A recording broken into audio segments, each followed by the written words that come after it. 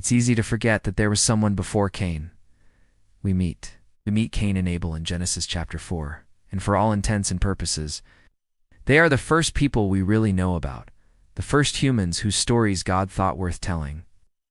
But in that very same chapter, there is mention of another individual, the firstborn son of Adam and Eve, whose name has been lost to time. In verse 1 we read, "Now Adam knew his wife Eve, and she conceived and bore a son and called his name Abel.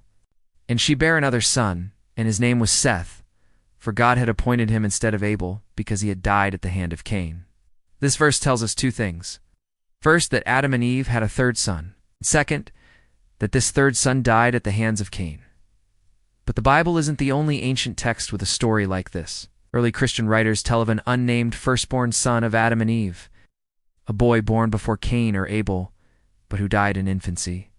The author of the Apocalypse of Moses wrote, "And Adam lived and was old. He begot a son in his old age and named him Abel, for he said, My son, my labor, my strength is spent. Then Adam lived and saw his sons, Cain and Abel, the sons of his old age. And they brought offerings before God, and he foreknew the end from the beginning, how Abel, the righteous, was to be killed by his brother Cain." But what do these extra-biblical accounts add to the story? And what do they mean for our understanding of human nature? Let's dive into today's episode of The Greatest Story Ever Told.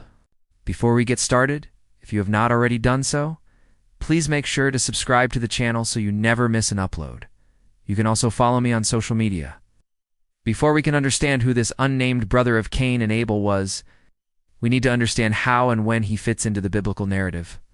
In the book of Genesis, Adam and Eve lived in a place called the Garden of Eden, paradise where they enjoyed perfect peace and fellowship with God himself. But their peaceful existence did not last forever. Tempted by a serpent, Eve ate fruit from the tree of the knowledge of good and evil, thus breaking God's one and only command about the garden.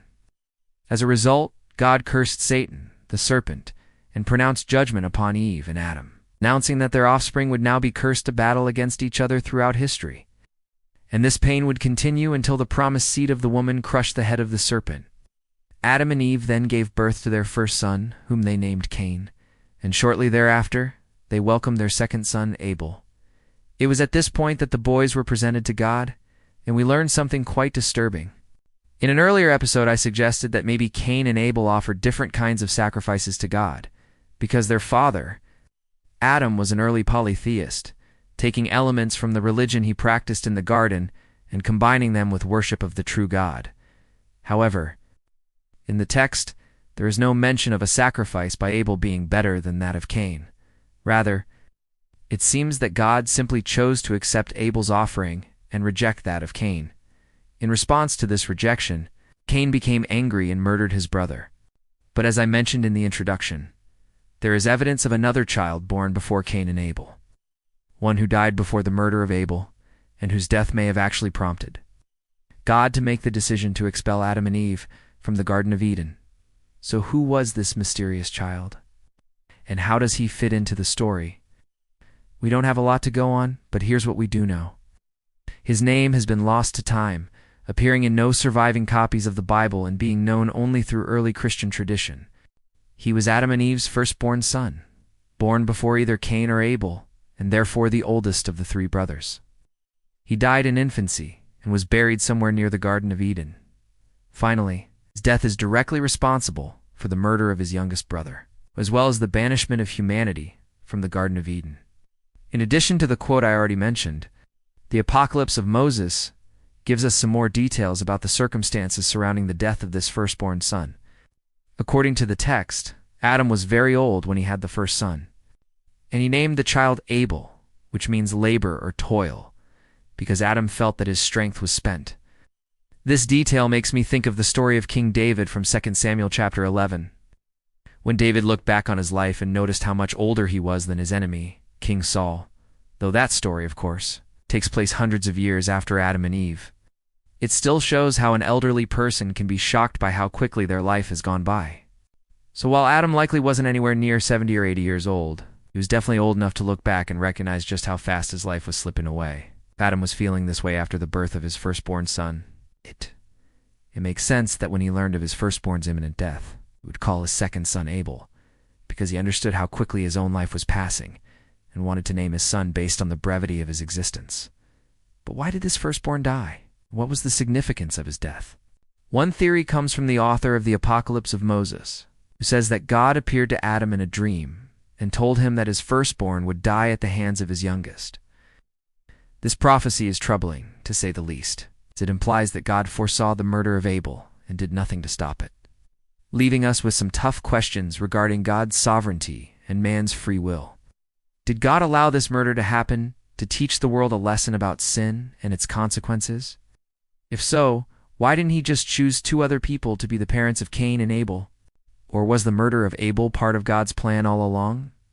On the other hand, if man truly has free will and the power to make their own choices, why did you and Adam and Eve just choose not to have any more children after the death of their firstborn?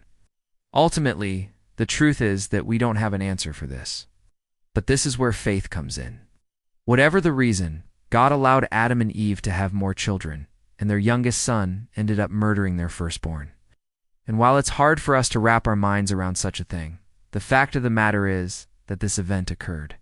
Because the Bible clearly states that God himself appointed Seth as the replacement for Abel. But what does this tell us about the kind of world Adam and Eve were living in?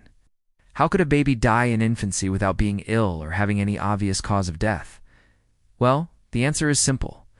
They were living in a cursed world. When Adam and Eve left the Garden of Eden, everything changed. God cursed the ground, promising that it would now produce thorns and thistles, and even harder work would be required to obtain food. Animals were affected by the curse as well, with the passage stating that every beast of the field would have dominion over their own kind. Wow. In other words, animals could hunt and kill other animals. And sadly, babies were not exempt from this new reality.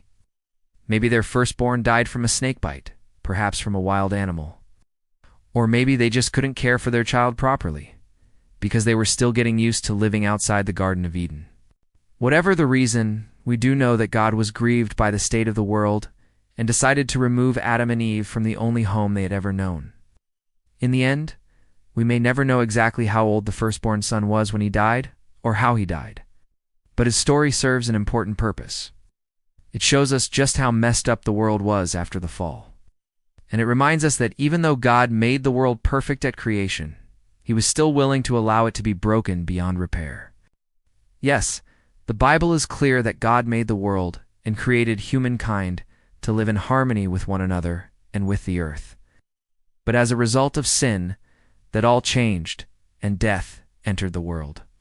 Before Cain and Abel, there was another, a child born too soon into a cursed world. Ancient whispers speak of Eve's first labor, a child born outside the garden's light, who never took a full breath. The ground was too wild, the heavens too silent.